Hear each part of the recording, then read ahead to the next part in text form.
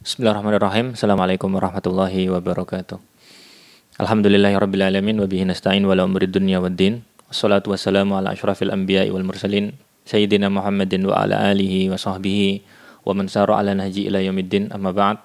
Alhamdulillah atas nikmat Allah Subhanahu wa taala kepada kita sehingga kita masih bertemu dalam kesempatan kali ini.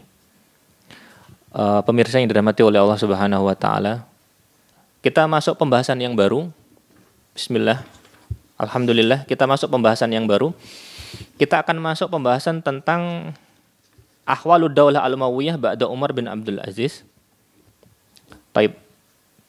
Ahwalud daulah al-Umayyah ba'da Umar bin Abdul Aziz, kita mulai baca. Qala musannif, tawala al-khilafah al-Umayyah ba'da Umar bin Abdul Aziz rahimahullah, adadun minal khulafa al-Umawiyyin alladzina ta'aqabu ala hukmi ad-daulatil umayyah fi akhiri uhudiha wa kana akhiruha khalifah Marwan bin Muhammad alladzi saqatat ad-daulatul umayyah fi ahdihi sanah mi'ah itsnain wa salasin ba'dal hijrah. Baik. Jadi yang kita bahas sekarang tentang keadaan daulah Umayyah setelah masa kekuasaannya Umar bin Abdul Aziz. Musannif di sini hanya menyebutkan sekilas saja karena setelah Umar bin Abdul Aziz kemudian tidak disebutkan lagi. Setelah Umar bin Abdul Aziz kemudian tidak disebutkan lagi. Umar bin Abdul Aziz wafat tahun 101 Hijriah. Nanti Daulah Umayyah runtuh itu sekitar tahun 132 Hijriah. Baik. Maka kemudian memang ada pembahasan setelah wafatnya Umar bin Abdul Aziz tidak dibahas. Jadi pembahasan sekitar 21 tahun itu kemudian tidak dibahas oleh musannif di dalam kitab ini. Baik, kita akan baca bahwa tawallal khilafatul Umayyah ba'da Umar bin Abdul Aziz rahimahullah adadun minal khulafa al-Umawiyyin. Jadi setelah wafatnya Umar bin Abdul Aziz, beberapa khalifah itu kemudian memegang amanah sebagai khalifah ya, memegang amanah sebagai pemimpin umat pada masa itu. Alladzina ta'aqabu ala hukmi ad-daulatil Umayyah, di mana mereka kemudian bergantian sebagai pemimpin Daulah Umayyah. Baik. Pada fase yang terakhir dari kekuasaan mereka. Wa kana akhiruhum khalifah Marwan bin Muhammad, dan khalifah terakhir dari mereka adalah Marwan bin Muhammad. Alladzi saqatatid daulatul Umayyah fi adi sana mi'ah itsnain wa salasin. Di mana kemudian khalifah terakhir mereka adalah Marwan bin Muhammad. Di mana Marwan bin Muhammad kemudian wafat tahun 132 Hijriah. Baik, wallahu taala alam bishawab. Kurang lebih itu yang kemudian kita sampaikan tentang pembahasan Umar bin Abdul Aziz dan sambungannya sedikit ya. Kurang lebih seperti itu saja yang kemudian bisa kita sampaikan. Baik. Kemudian jamaah yang dirahmati oleh Allah Subhanahu wa taala, kita akan masuk pembahasan baru. Baik. Kita akan masuk pembahasan baru. Bismillah, alhamdulillah, wassalatu wassalamu ala Rasulillah, amma ba'd. Kita akan masuk pembahasan baru tentang asbabus sukut daulah al-Umayyah. Baik.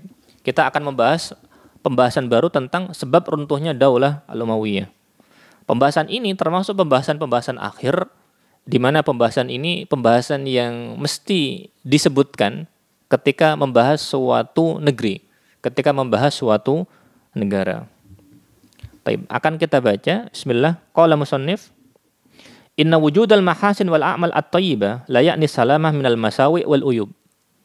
Jadi adanya kebaikan, adanya prestasi tidak mesti kemudian maknanya selamat dari keburukan, dan tidak mesti kemudian maknanya selamat dari aib. Karena tidak ada yang sempurna. Pasti ada kekurangan.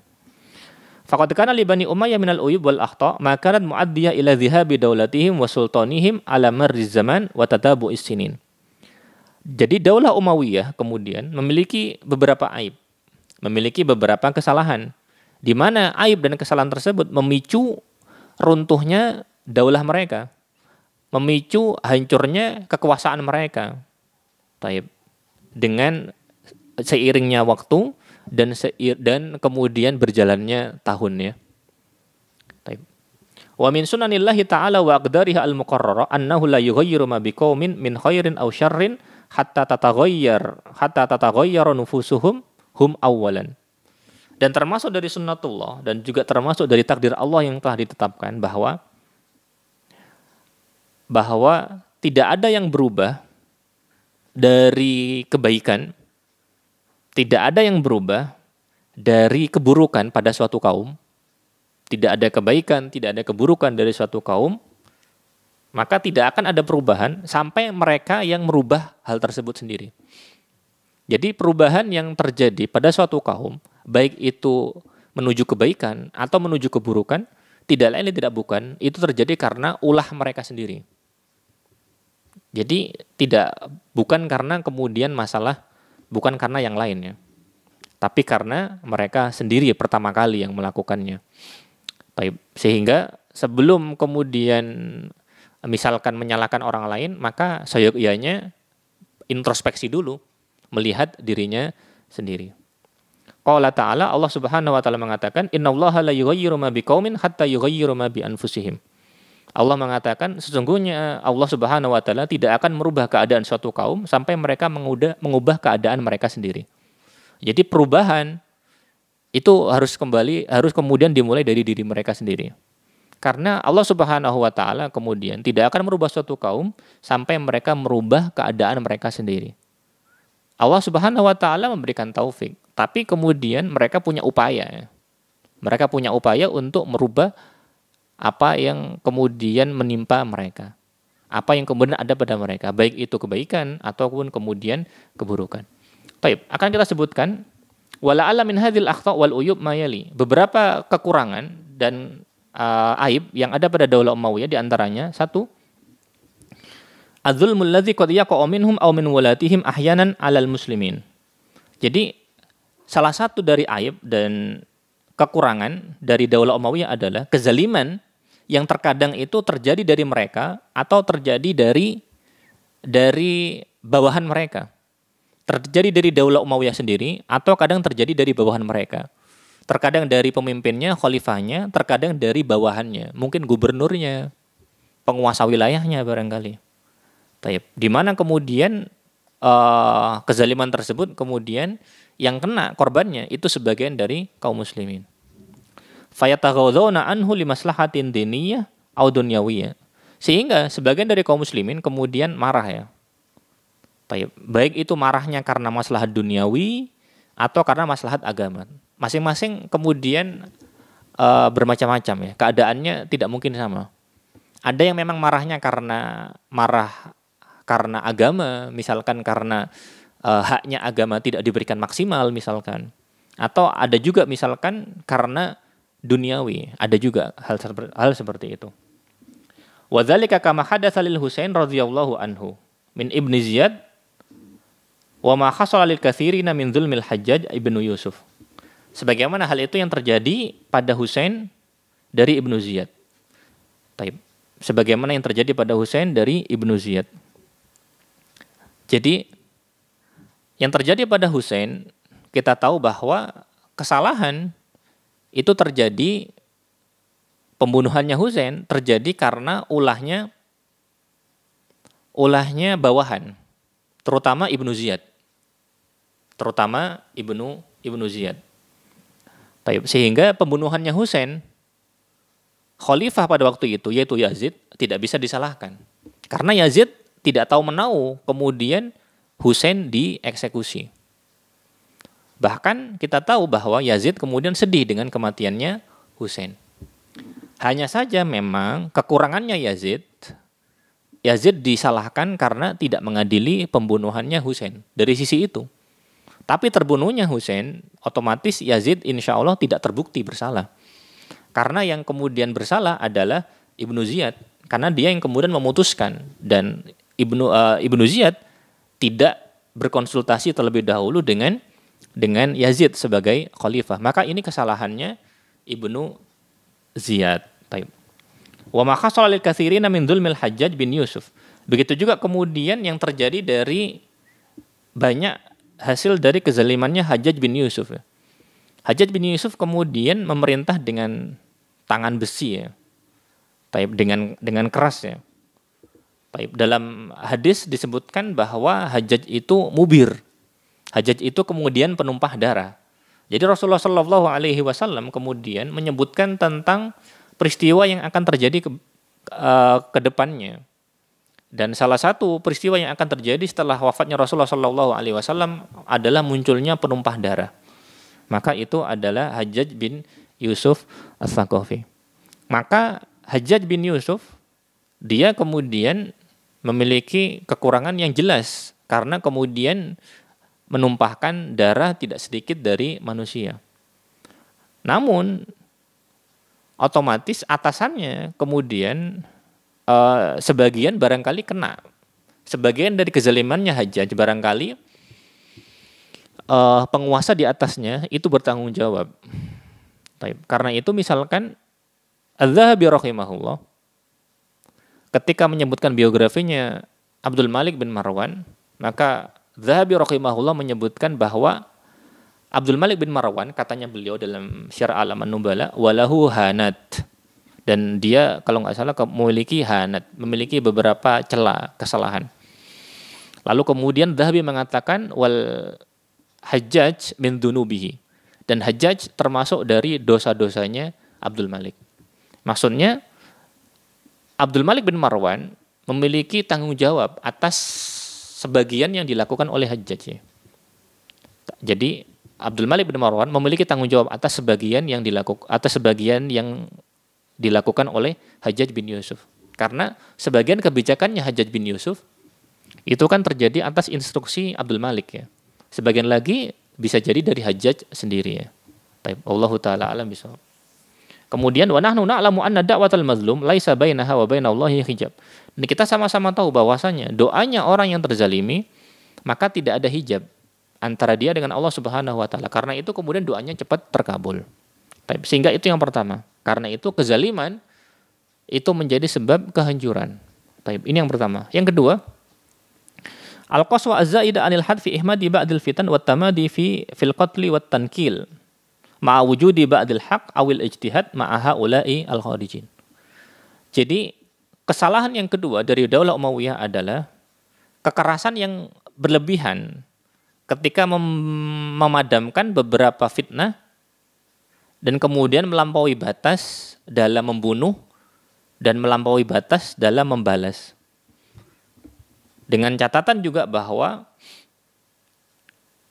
sebagian orang yang kemudian memberontak, sebagian orang yang kemudian melawan Daulah Umayyah itu kemudian memiliki beberapa sisi kebenaran dan juga kemudian mereka dalam beberapa kasus itu berijtihad. Dalam beberapa kasus berijtihad. Itu maksudnya. Sehingga kekurangan yang kedua dari Daulah Umayyah bahwa terkadang mereka ketika memadamkan pemberontakan itu terlalu berlebihan. Terlalu berlebihan ketika membunuh, terlalu berlebihan ketika membalas. Dan lawan mereka, orang yang melawan Daulah Umayyah, yang melawan penguasa pada masa itu, barangkali sebagian dari mereka berijtihad. Barangkali sebagian dari mereka kemudian memiliki sebagian dari al-haq ya. Memiliki sebagian dari al-haq. Baik. Kemudian musannif menyebutkan al-amrul ladzi yuwarrithul bughdh wal qiqt 'ala ad-daulah minhum wa min ghairihim. Sehingga adanya sikap yang berlebihan tersebut, tidak semuanya otomatis ya, sebagiannya berlebihan, itu otomatis kemudian menimbulkan kebencian, menimbulkan kedengkian terhadap negara. Minhum wa min ghairihim. Dari mereka sendiri atau dari yang lain ya, yang tahu kasus tersebut. Raghama anna hadhil qaswa qad takunu min tasarrufil qaid awil amir wa lam ya'dhan bihal khalifah. Meskipun kemudian sebagian dari hal yang melampau, dari hal yang kasar ini, itu bisa jadi kemudian dari perilakunya panglima atau perilakunya panglima atau perilakunya amir yang berkuasa untuk memadamkan upaya pemberontakan tersebut misalkan. Walam ya'dzan bihal khalifah kama hadatsa fi fitnatil Husain radhiyallahu anhu, sebagaimana yang terjadi pada fitnahnya Husain. Karena kita tahu bahwa terbunuhnya Husain sebagaimana sudah kita sebutkan sebelumnya, yang disalahkan adalah para panglima. Yazid kemudian tidak bisa disalahkan dalam terbunuhnya Husain ya. Baik. Dan Husain kita tahu memiliki sebagian dari al-haq karena dia kemudian dia berijtihad ya. Meskipun kemudian ijtihadnya dia itu kemudian tidak keluarnya dia dari Makkah menuju ke Kufah, itu kemudian ijtihadnya katanya Ibnu Taimiyah rahimahullah tidak bermanfaat bagi dirinya dari segi manapun, ya, kurang lebih seperti itu.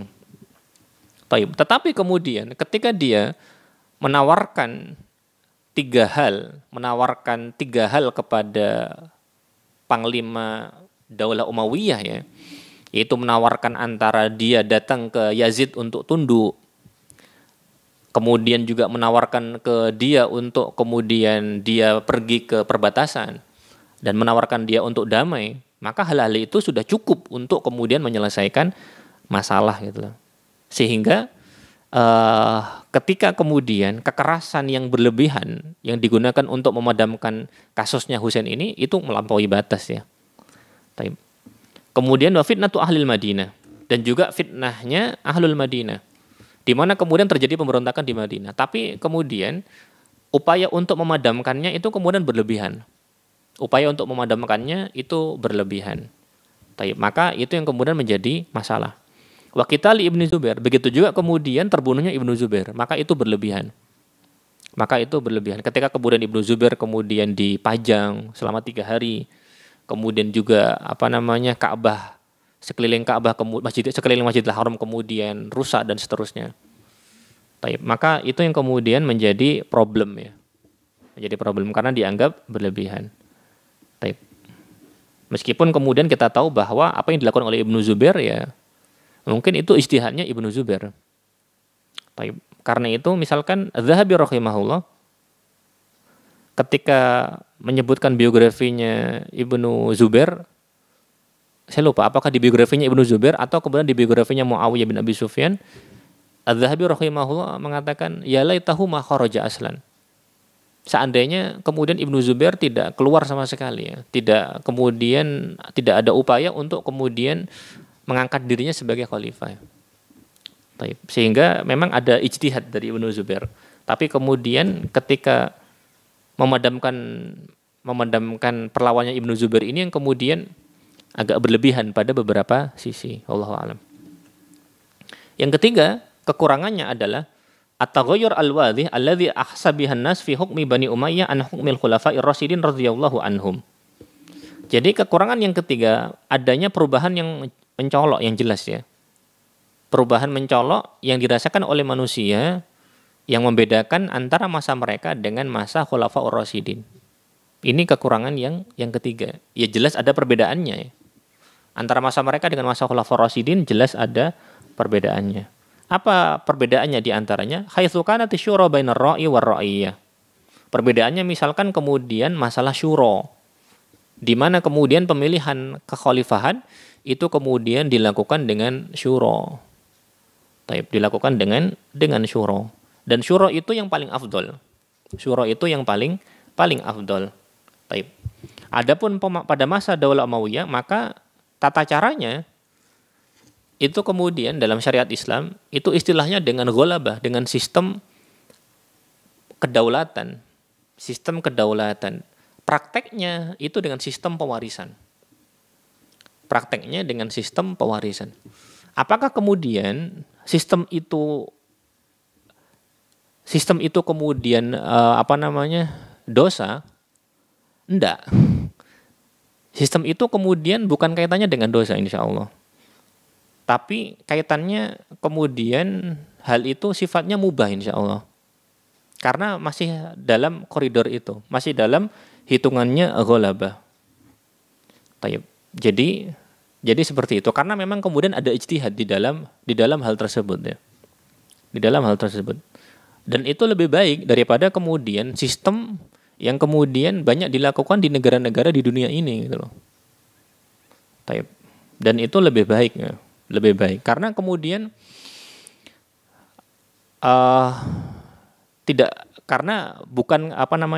syura itu memang yang ideal, gitu loh. Syura itu kemudian ideal, tetapi kemudian berpindah dari bapak ke anak itu memang insya Allah bukan bagian dari dosa, tetapi kita membicarakan antara mana yang lebih afdol, gitu loh. Bukan antara dosa dengan tidak dosa, bukan, insya Allah bukan. Tapi masalah mana yang lebih afdol. Jadi adanya perbedaan itu menunjukkan bahwa pada masa itu keadaan umat Islam itu masih sangat baik sekali gitu loh. Sehingga mereka kemudian merasakan bahwa hal itu bagian dari kekurangan. Kalau kemudian mereka tidak merasa itu bagian dari kekurangan, maka kemudian otomatis kualitas keberagamaan pada masa itu otomatis menurun gitu. Dalam artian kemudian umat Islam betul-betul tahu bahwasanya syuro itu yang ideal gitu.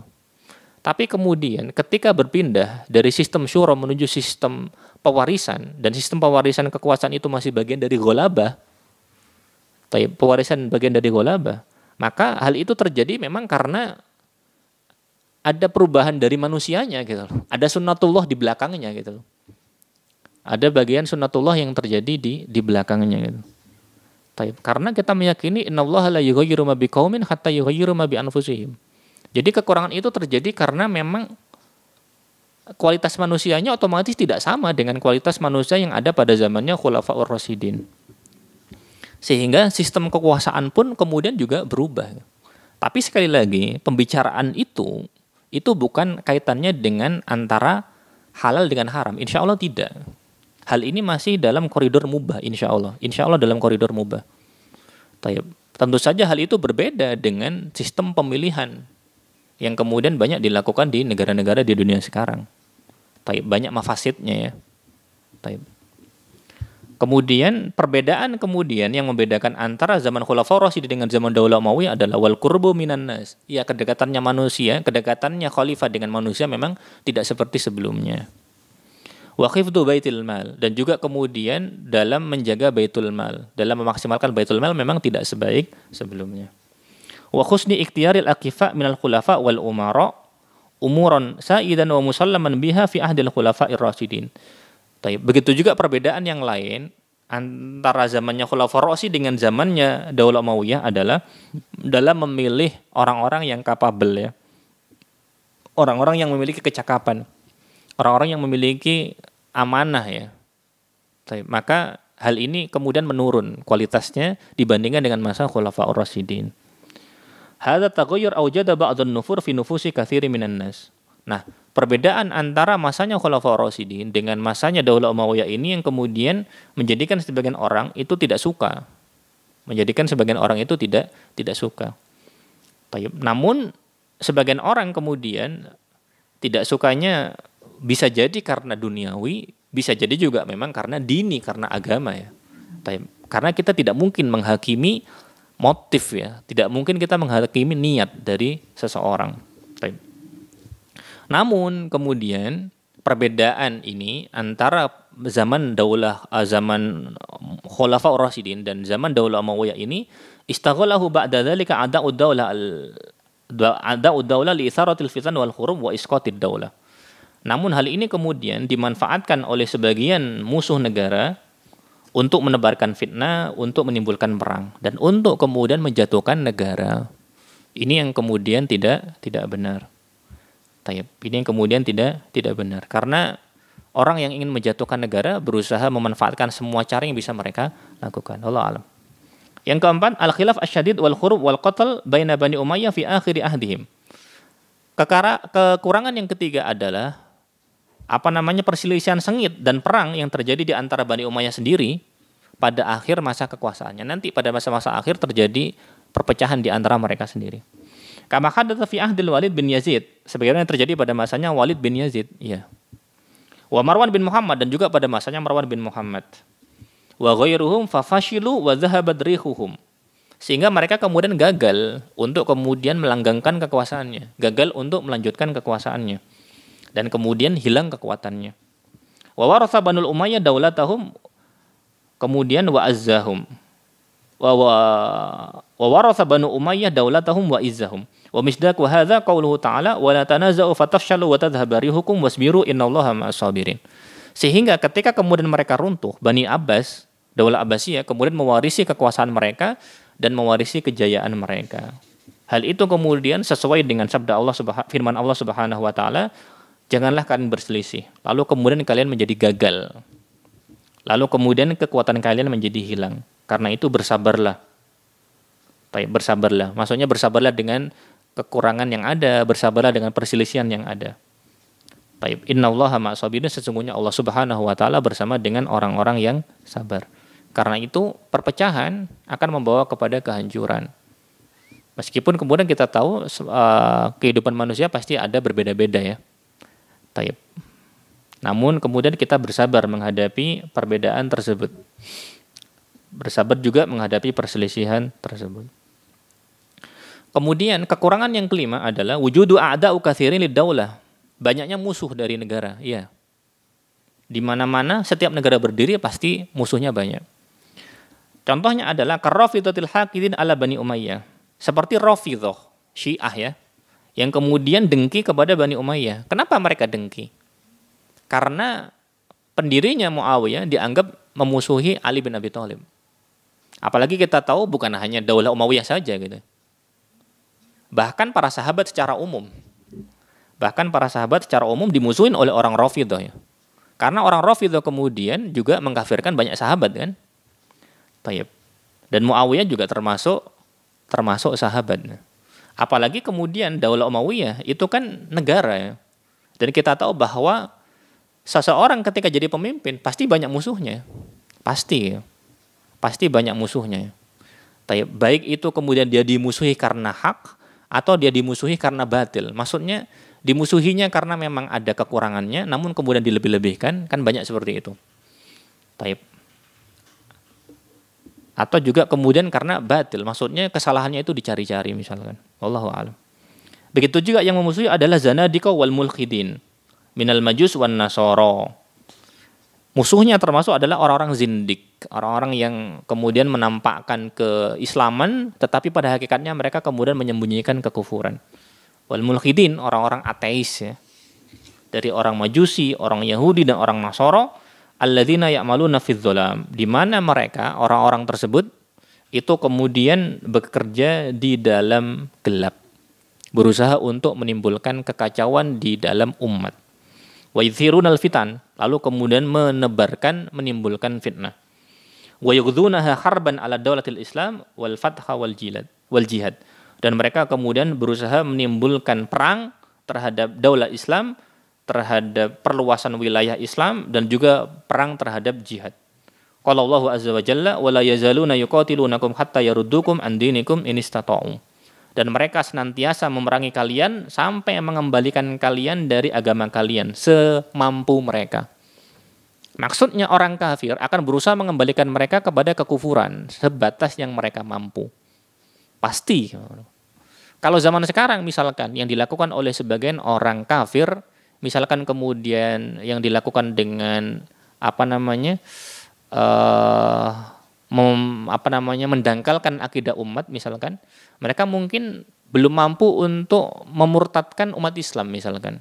Tapi paling tidak mereka kalau tidak bisa memurtadkan umat Islam, mereka akan berusaha untuk menjauhkan Islam dari agamanya. Seperti kemudian dilakukan oleh yang dikatakan oleh tokoh besar kristenisasi pada abad kemarin, Samuel Zwemer ya. Dia mengatakan seperti itu. Taib, ini yang kelima. Yang keenam, kekurangannya adalah istihanatu Bani Umayyah biharakati Bani Abbas. Jadi Bani Umayyah itu kemudian meremehkan gerakan Bani Abbas. Jadi sebab yang keenam ketika meremehkan kekuatan lawan. Taib. Wa gururuhum wa ijabuhum biquwwatihim, dan mereka kemudian terpedaya, mereka kemudian silau dengan kekuatan mereka sendiri. Wa ghaflatuhum anha hatta qaburat wa ta'azumat, sehingga mereka lalai. Mereka kemudian terpukau, lalai dengan kekuatan musuh sampai kemudian musuh itu semakin besar. Faqad kana Marwan bin Muhammad yaktubu li Nasr bin Sayyar walihi fi Khurasan khina khadzaruhu min quwwati hadhil harakah. Contoh dari meremehkan ini adalah kisah Marwan bin Muhammad sebagai khalifah ketika disurati oleh gubernurnya di Khurasan namanya Nasr bin Sayyar, di mana Nasr bin Sayyar, wali gubernur Khurasan, ketika memperingatkan khalifah Marwan bin Muhammad akan bahayanya Bani Abbas, dia mengatakan al-hadir yara ma la yarul ghaib faqsimith thu'lul. Dia mengatakan orang yang menyaksikan itu lebih tahu dengan apa yang tidak dilihat oleh orang-orang yang absen. Karena itu selesaikan thu'lul tersebut. Karena itu selesaikan basmilah thu'lul tersebut. Apa itu thu'lul? Thu'lul itu kutil. Jadi Marwan bin Muhammad kemudian menganggap gerakan Bani Abbas itu diumpamakan seperti kutil yang kecil ya. Jadi diremehkan. Hal itu kemudian menjadikan dia hancur sendiri karena dia lalai. Karena dia kemudian silau dengan kekuatannya dia sendiri. Karena itu jangan sampai meremehkan sesuatu apapun. Karena itu musannif menyebutkan fasammaha thu'lulan ikhtiqaran laha. Jadi Marwan bin Muhammad menamakan gerakannya Bani Abbas dengan kutil karena meremehkan. Dianggap kutil karena diremehkan. Hatta qadallahu ma syaa, sehingga Allah Subhanahu wa taala menentukan yang Allah kehendaki. Wa kana nihayatu daulatihim ala yadi hadzal thu'lul. Sehingga runtuhnya negara karena kutil tadi. Karena dia meremehkan tersebut. Walaqad qala Allah taala fi sya'ni sunanihi al-kauniyah. Allah Subhanahu wa taala menyebutkan tentang sunnah kauniyahnya. Qala Allah taala qul illahumma malikal mulki tu'til mulka man tasya wa tanzi'ul mulka mimman tasya wa tu'izzu man tasya wa tudhillu man tasya biyadikal khair innaka ala kulli syai'in qadir. Katakanlah, ya Allah, malikal mulki, yang menguasai kerajaannya. Tu'til mulka man tasya, memberikan kekuasaan kepada yang Allah kehendaki, mencabut kekuasaan dari yang dikehendaki, memuliakan yang Allah kehendaki dan menghinakan yang Allah kehendaki. Di tanganmu lah kemudian kebaikan. Sesungguhnya engkau maha berkuasa atas segala sesuatu. Allah Subhanahu wa taala dalam ayat ini dan juga dalam ayat-ayat yang lain kita tahu bahwa Allah Subhanahu wa taala kemudian menisbatkan kekuasaan kepada Allah. Sebagaimana misalkan dalam surat Al-Mulk, tabarakalladzi biyadihil mulk. Di tangan Allah, Allah Subhanahu wa taala yang kemudian di tangannya kekuasaan. Sehingga kekuasaan dinisbatkan kepada Allah Subhanahu wa taala. Karena itu kekuasaan itu dinisbatkan kepada Allah Subhanahu wa taala, bukan dinisbatkan kepada orang. Sehingga Allah yang menentukan. Kita tidak menyangka kemudian presiden kita pertama misalkan siapa, presiden kita kedua kemudian siapa. Kita tidak menyangka. Allah Subhanahu wa taala yang kemudian menentukan hal tersebut. Sehingga Allah Subhanahu wa taala kemudian menisbatkan kekuasaan kepada Allah sendiri. Sebagaimana Allah Subhanahu wa taala kemudian mungkin dalam hadis ya, insyaallah. Saya tidak tahu kalau dalam ayat. Allah Subhanahu wa taala kemudian dinisbatkan kepada Allah itu harga juga. Karena itu harga itu Allah Subhanahu wa taala yang kemudian menentukan. Karena itu kemudian hal ini menjadikan kita betul-betul mengikuti sunnatullah dan mengikuti perintahnya dan juga kemudian menjauhi larangannya. Baik. Kemudian musannif menyebutkan kullu hadhil awamil wal asbab mujtami'ah hiya allati addat ila suqutid daulatil umayyah sanah 132. Jadi semua faktor dan semua sebab ini ketika terkumpul, hal ini yang menjadikan Daulah Umayyah runtuh. Tahun berapa runtuhnya? Tahun 132 Hijriyah. Alaya di akhir khulafaiha Marwan bin Muhammad. Di mana khalifah terakhirnya dia adalah Marwan bin Muhammad. Wal fil waqti nafsahu sahulat najahud da'watil Abbasiyah. Pada waktu yang bersamaan kemudian dakwah Abbasiyah, gerakan Bani Abbas itu kemudian sukses. Wallati kana min thimariha qiyamud daulah al-Abbasiyah. Di mana kemudian hasil dari suksesnya gerakan Bani Abbas itu adalah berdirinya Daulah Abbasiyah. Sehingga jamaah yang dirahmati oleh Allah Subhanahu wa taala, dari pembahasan tentang runtuhnya Daulah Umayyah ini kita memahami bahwa ada sunnatullah yang ada dalam setiap peristiwa. Di mana kemudian sunnatullah itu kemudian menjadi kewajiban bagi kita untuk melihatnya. Karena itu peristiwa sejarah itu seperti ada polanya, di mana pola itu kemudian tetap. Jika kemudian manusia mengikuti pola tersebut, maka manusia memahami sunnatullah tersebut. Misalkan kemudian kezaliman kemudian dalam bentuk apapun, maka kezaliman menjadi sebab kehancuran. Kekerasan melampaui batas sebab kehancuran. Kemudian penurunan kualitas itu otomatis bisa memicu kehancuran. Kemudian perselisihan bisa memicu kehancuran. Kemudian musuh orang Islam, orang kafir, pasti akan senantiasa menggerogoti umat Islam. Begitu juga kemudian meremehkan, itu juga menjadi sebab kehancuran. Nah, itu kan kemudian pola-pola yang akan terus langgeng sampai nanti hari kiamat insya Allah. Sehingga kemudian jangan sampai kita melalaikan hal tersebut. Karena inti dari kita mempelajari sejarah ini semua, kita mengambil iktibar, kita mengambil pelajaran, kita mengambil yang baik, kita kemudian menghilangkan yang buruk dari kisah-kisah masa lalu. Apa yang bisa kita ambil? Itu dalam sejarah ya. Dalam sejarah pola pikirnya seperti itu gitu. Dalam bidang lain belum tentu sama. Dalam bidang yang lain belum tentu sama gitu. Karena memang fungsinya sejarah memberikan pelajaran kepada kita. Karena sejarah akan menjadi jembatan yang mengantarkan kita untuk bisa melihat masa lalu. Lalu kemudian bagaimana kita mengambil faidah dari masa lalu kemudian meninggalkan yang buruk dari masa lalu. Semoga Allah Subhanahu wa taala memberikan taufik bagi kita untuk kemudian bisa meneladani yang baik dan kemudian kita meninggalkan yang buruk. Semoga Allah Subhanahu wa taala memudahkan kita ke dalam hal tersebut. Kita akhiri, subhanakallahumma wa bihamdika asyhadu an la ilaha illa anta astaghfiruka wa atubu ilaik. Assalamualaikum warahmatullahi wabarakatuh.